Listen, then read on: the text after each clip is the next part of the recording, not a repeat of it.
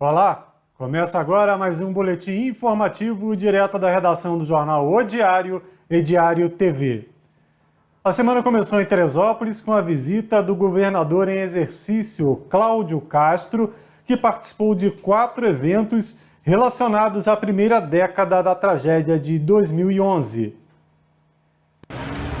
O primeiro evento foi realizado no bairro da Granja Florestal, um café da manhã com associações de moradores das localidades afetadas na maior catástrofe natural da região serrana e também com síndicos do condomínio Parque Hermitage, construído pelo governo estadual para atender as vítimas da tragédia. A partir desse evento, o governador começou a anunciar as promessas, as melhorias para o município e também para Petrópolis e Nova Friburgo para os próximos dias. A promessa é que serão investidos em obras de contenção nesses 3 municípios 135 milhões de reais. Foi falado nesse evento aí, que inclusive contou com uma pequena manifestação de um morador da época da tragédia, conhecido como Homem Lama, levou inclusive um carro aí cheio de lama, foi lá com a sua caracterização, lembrando como ficaram as pessoas, as vítimas da catástrofe de 2011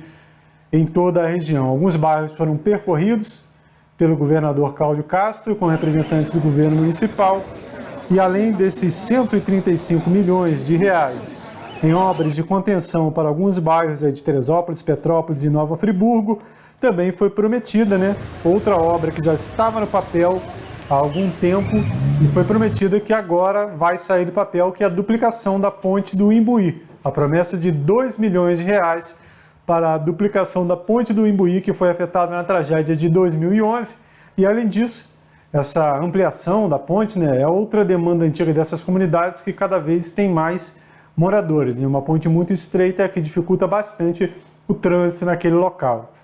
Também dentro desses eventos, que marcaram a presença do governador Cláudio Castro, a demolição de um prédio considerado símbolo da catástrofe de 2011. Esse prédio, lá na estrada José Gomes da Costa, lá no bairro da Posse, ou o que sobrou dele, essa estrutura que ficou aí, com quase 2 metros de altura, a marca da água que atingiu esse local. Esse prédio pertence a uma moradora de Portugal, que há meses, aguarda uma negociação com o governo do estado. Aparentemente saiu essa negociação, porque o governo do estado iniciou hoje essa demolição, que é considerada uma demolição simbólica, segundo o governo do estado, para marcar esse recomeço, essa nova etapa de obras aqui no município. Então, imagens aí do Cacau mostrando esse início dos trabalhos aí com o governador, pessoal da VIT, pessoal do governo municipal, dando algumas marretadas ali como um símbolo desse novo momento, ou pelo menos dessa nova etapa de promessas de melhorias para o município, porque estamos há uma década. Dezenas de administradores, dezenas de governantes passaram aí pela prefeitura, pelo governo do estado, e muitas promessas começaram assim, com o pessoal, todo mundo preparado, falando em fazer, e a expectativa do teresopolitano, quem vive esse problema diariamente, que realmente saia desse papel. 10 anos, ainda há muitos imóveis em escombros, há rios assoreados, há pessoas aguardando indenizações ainda, aguardando moradias, enquanto essa situação acaba sendo só lembrada na época da tragédia. Inclusive, nesse momento aí lá no bairro da Posse, havia moradores ali questionando esse trabalho. Lembraram da gente agora que fez aniversário da tragédia? Será que amanhã tem alguém aqui?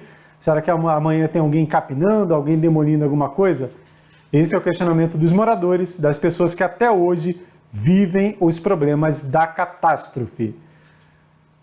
Nesta terça-feira, 12 de janeiro, é a data que marca os 10 anos da tragédia. Começou a chuva forte no final da noite do dia 11, e essa chuva foi só aumentando, passou de meia-noite, virou dia 12, e os problemas só foram se acumulando. De repente, por volta das 2, 3 da madrugada, começaram os deslizamentos de terra, alagamentos de grandes proporções, situações nunca vistas, não só por Teresópolis, mas por nenhum morador da região serrana do Rio. O Brasil já teve uma catástrofe natural maior do que essa no interior de São Paulo em 1967, mas na região serrana do estado nada sequer parecido havia sido visto. Hoje, muitas pessoas que passaram a morar em Teresópolis ou não lembram por alguns outros motivos, né? A nossa memória é uma ilha de edição, às vezes precisamos apagar, entre aspas, ou colocar em algum cantinho algumas das nossas memórias para que a gente possa continuar a vida.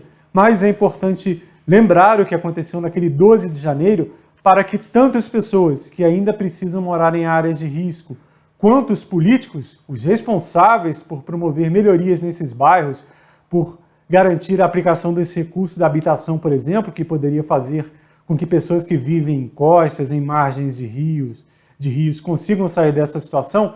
Então, para que essas pessoas lembrem do que pode ocorrer, iniciamos hoje uma série de reportagens, uma pequena passagem aqui no boletim informativo de como ficaram alguns bairros na tragédia de 2011, começando pela Vila Muqui. Esse foi o bairro mais próximo da cidade afetado pela tragédia, né? A gente pensa em Poços, Campo Grande, Espanhol, mas a chuva forte começou dessa região em direção a esses outros bairros. E a Vila Muqui registrou grandes escorregamentos de terra. Olha só o volume de terra que cedeu da rua Marcos Salles Canano em direção à rua Fernando Martins, na Vila Muqui, fechando totalmente o principal acesso do bairro. Um grande escorregamento também no início da rua Marcos Salles Canano, colocando residências em risco. Olha só a Fernando Martins como ficou. Não tinha acesso na Fernando Martins. Quem mora na Vila Muqui, naquela manhã de 12 de janeiro, precisava sair para trabalhar, porque até então não sabia das proporções da tragédia, ou para socorrer familiares, precisava dar a volta por Paineiras, porque o acesso principal do bairro ficou totalmente fechado. O governo do estado fez uma grande contenção de encosta nesse local, nesse grande deslizamento na Muqui, mas as casas abaixo nunca foram demolidas e, inclusive, voltaram a ser ocupadas. Aquelas casinhas que aparecem ali embaixo hoje estão ocupadas novamente, porque uma década depois, apesar de sinalização de área de risco, de demolição, de pagamento de indenizações, até hoje, o governo do estado ou o município, ninguém tomou uma atitude nesse sentido. Mais um bairro afetado naquela tragédia é a Ponte do Imbuí. Acesso de localidades como Caleme, Parque do Imbuí, Cascata do Imbuí, Posse, a Ponte do Imbuí ficou embaixo d'água, né? Esse pequeno comércio, localizado às margens do rio Quebra-Frascos, que vem de Quebra-Frascos, recebe a água do rio Caleme também, e logo depois deságua no Paquequer, todo esse comércio ficou embaixo d'água, inclusive os fundos dos estabelecimentos comerciais foram derrubados. Olha só a situação da Ponte do Imbuí naquela manhã, 12 de janeiro. Foi feita uma contenção pequena ali, a ponte voltou a ser utilizada, mas continua mesmo estreita até hoje. Logo nesse momento ainda não dava para ter uma ideia, né? Muita terra, volume de lama, de chuva, mas não fazíamos ideia ainda do que estaria logo depois de algumas curvas nesse local. Mas na Ponte do Imbuí já dava para ter uma ideia que a situação era crítica dali em diante. Ponte do Imbuí, acesso de diversos bairros, 12 de janeiro de 2011. Então, Vila Muqui e Ponte do Imbuí nessa situação de 10 anos atrás. E nesta segunda-feira, dia 11, na véspera de completar aí essa primeira década da maior tragédia da região serrana, infelizmente tivemos mais uma vítima fatal desse tipo de situação. Foi em Três Córregos, onde um homem de 61 anos morreu na madrugada desta segunda-feira. O repórter José Carlos Cacau, repórter, esteve no local e registrou a situação. Bem, estamos em Três Córregos, interior do município de Teresópolis, para trazer uma notícia triste demais. O seu Devani, né, de 61 anos. Segundo informações, ele iria completar 62 anos amanhã. E, infelizmente, foi vítima de um soterramento que ocorreu no interior do município de Teresópolis. O local já foi periciado, tá? E a Polícia Militar agora mantém o local ainda isolado para que o bombeiro possa remover o corpo. A perícia, né, como você está vendo aqui no fundo, saindo do local, e a vítima, já com o corpo aqui coberto, né, iria aniversariar amanhã. Olha que tristeza.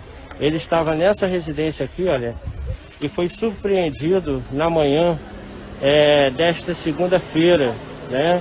10 anos da tragédia, hein? 10 anos da tragédia, a maior tragédia climática do Brasil. tá? E uma pessoa perde a vida. O governador está na cidade e infelizmente foi exatamente aqui, olha, a terra desceu, tá?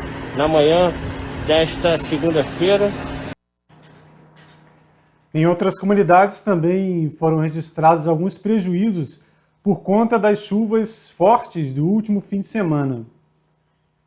Em Santa Cecília, o leitor do Jornal Diário, telespectador da Diário TV, Rodrigo Melo, registrou esse deslizamento de terra sem vítimas na rua Cecília Meirelles. Segundo ele, é um local onde fica ali uma lixeira, né, que a prefeitura sempre usa a retroescavadeira para remover ali o lixo depositado até erroneamente nesse local. E agora, com essas chuvas aí do fim de semana, nesta segunda-feira, houve esse escorregamento de terra lá em Santa Cecília, rua Cecília Meirelles, mas sem nenhuma vítima, sem nenhum prejuízo para moradores da região.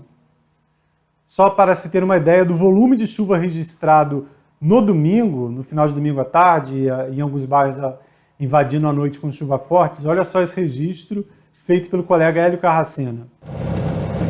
Olha o volume de chuva ali nas proximidades da Praça Dom Quixote, ali no bairro de Santa Cecília. A gente fala sempre ali, né? Aquele sistema de manilhamento não comporta o volume d'água que vem da parte alta de Santa Cecília, Araras e do bairro de São Pedro, né, que faz divisa com esses bairros ali. Olha só o que acontece. Chove forte, é isso aí. A água vem, transborda ali quando possível, quando não causa aquele rompimento na rua. Aí o que ocorre? Quando há o rompimento, vem a prefeitura e coloca o mesmo tipo de manilha que no outro ano vai romper novamente. Está aí registro feito pelo Hélio Carracena neste domingo em Santa Cecília. E quase nesse mesmo local, um pouquinho mais à frente, a prefeitura fazia justamente um trabalho no sistema de manilhas e não se sabe se o que houve, não tinha sinalização e 2 motoristas terminaram aí, um dentro desse buraco e outro quase na mesma situação. Olha só, registro feito pela jornalista Lizemara Guedes. O primeiro carro, né, caiu dentro do buraco, totalmente, aí o motorista não estava mais no local quando esse registro.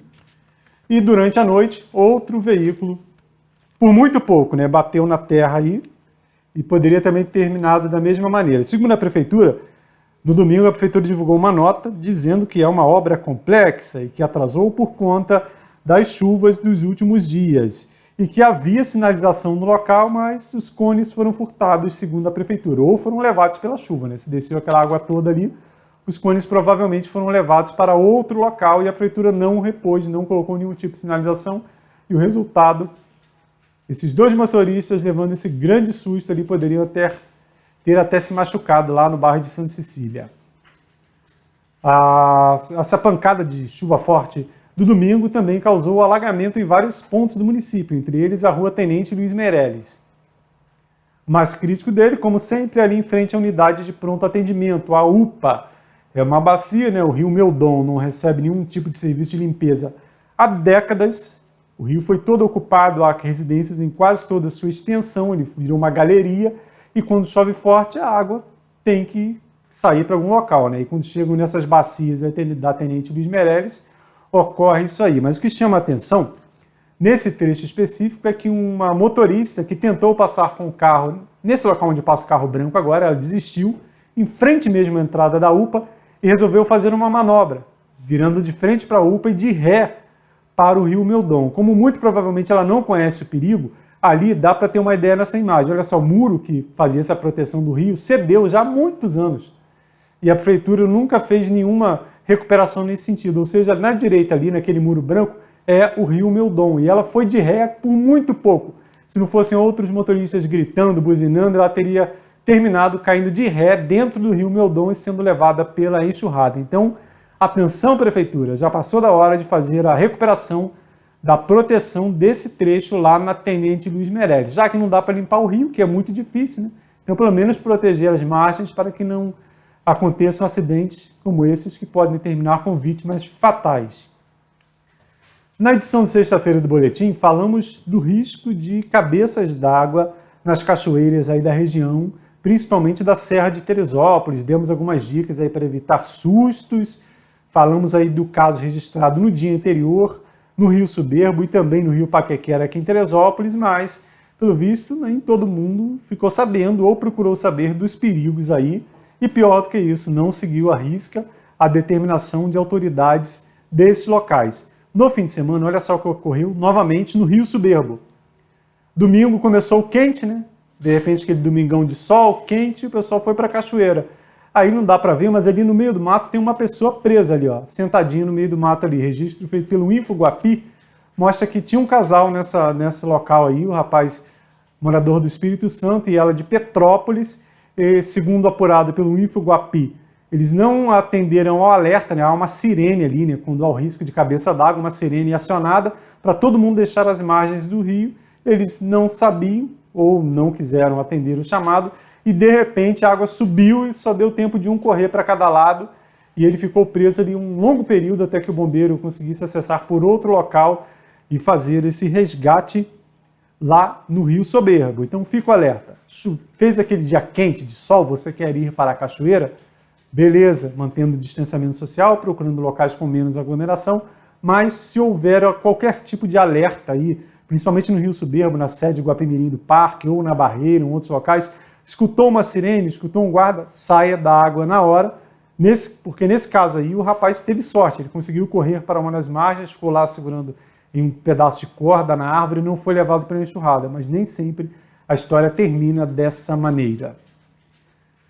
O grande mestre de jiu-jitsu Geni Rebelo, de 94 anos, vítima de um atropelamento no dia 23 de dezembro, segue internado no CTI do Hospital das Clínicas e um dos seus discípulos, o mestre Cirilo Azevedo, tem feito esse acompanhamento e atualiza a situação de saúde desse mestre do jiu-jitsu que é reconhecido internacionalmente. Bom dia, parentes e amigos. 19º dia do mestre Geni aqui no CTI do HCT. O quadro dele realmente, cada dia que passa, se complicando um pouco mais. Hoje, até ele interagiu mais comigo, estava mais espertinho, né? Mas o pulmão está muito comprometido. Inclusive, existe até a possibilidade dele ser entubado novamente, porque ele realmente está respirando com muita dificuldade, sabe? As coisas estão complicando um pouquinho. Mas hoje ele estava mais esperto, né? Interagiu comigo, tentou falar alguma coisa, mas ele não está dizendo muito coisa com coisa, que realmente está complicado. A fisioterapia respiratória está sendo feita, mas devido a ele ser arteiro, ele está contido, né? E com isso fica impossibilitado dele fazer algumas coisas que ajudaria no processo dele, né? Seria botar de lado um período, depois de frente, de lado novamente. Isso, infelizmente, não está sendo possível fazer devido a ele não permitir, né, ser arteiro. Mas é isso aí, vamos continuar nas orações, né, rezando e vibrações positivas. E se todo mundo puder fazer, todo dia, às 6 horas, fazer uma concentração de uma reza, de uma oração, de uma energia positiva, sempre às 6 horas, todo mundo que puder fazer, é sempre de bom grado, tá bom? Obrigado, desculpa que o som hoje está meio ruim, teve muita gente passando aqui, tá bom? Obrigado mais uma vez por carinho e atenção de todos aí. É isso aí, o homem lutador está lutando, mas tá um pouco complicado. Mas vamos lá, enquanto houver esperança, a gente está acreditando, tá bom? Valeu, obrigado. Na última semana, Teresópolis bateu um novo recorde de casos de Covid-19 em uma semana. Temos falado desde dezembro que a situação é cada vez mais preocupante. Até então, agosto era o mês com o maior número de casos, novos casos do novo coronavírus aqui em Teresópolis.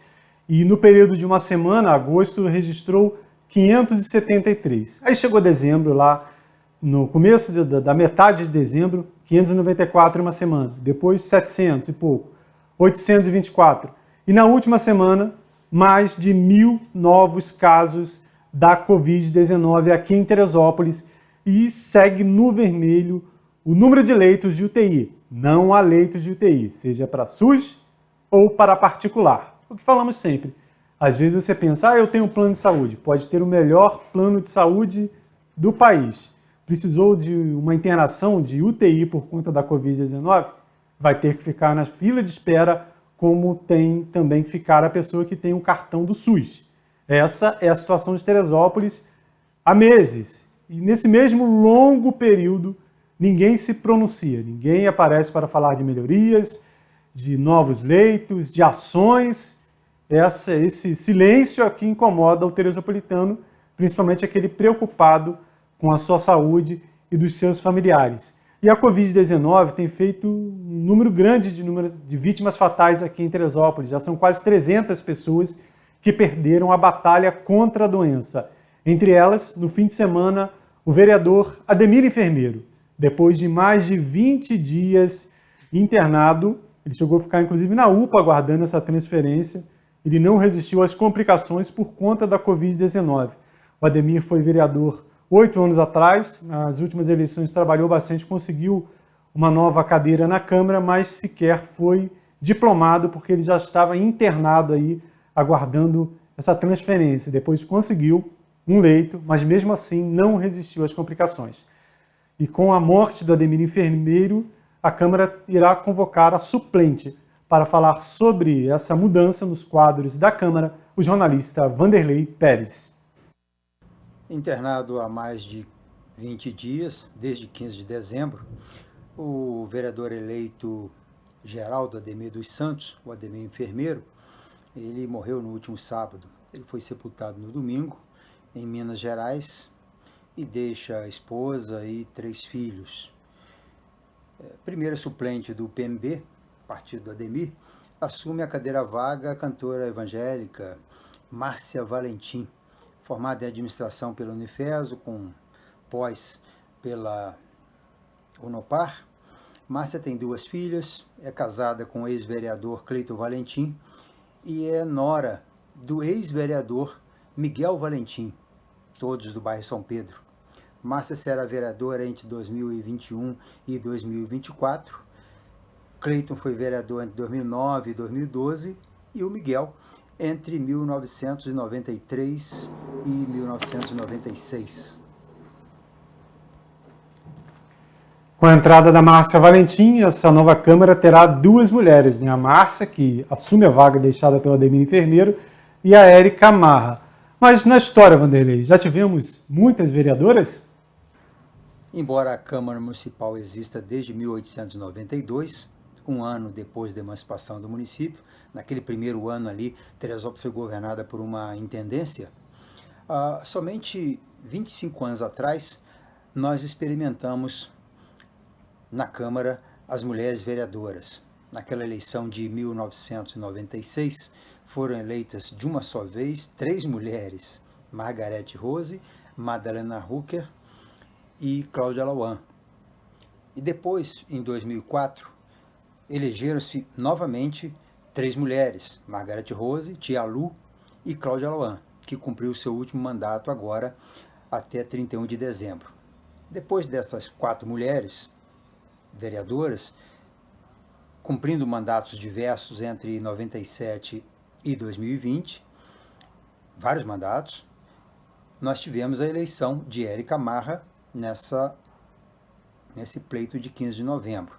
E agora, com a suplência aberta, assume então Márcia Valentim. Teremos então 2 mulheres nessa composição de 19 vereadores, essa nova composição da Câmara. Que façam bons mandatos. A Érica e a Márcia é tudo que nós desejamos e é tudo que nós precisamos. Não só das mulheres, boas vereadoras, mas também desses outros 17 vereadores que sejam também bons vereadores e estão nesse caminho. Estão lá na Câmara, experimentando o poder, experimentando o mandato, para então, quando reiniciarem os trabalhos a partir de fevereiro, que eles possam mostrar a que vieram. É isso. Essas e outras notícias você confere em nosso site netdiario.com.br e também em nossa versão digital. Havendo qualquer atualização antes da entrada de um novo boletim, além do site, você confere na barrinha de notícias da Diário TV e também em nossas redes sociais, Instagram, Facebook e YouTube. Lá no YouTube, lembrando que é o canal da Diário TV, que você pode encaminhar aí para um familiar, uma pessoa que mora em outro município, em outro estado, em outro país, para ficar por dentro do que acontece aqui em Teresópolis. E não esqueça de assinar o nosso canal. Até mais!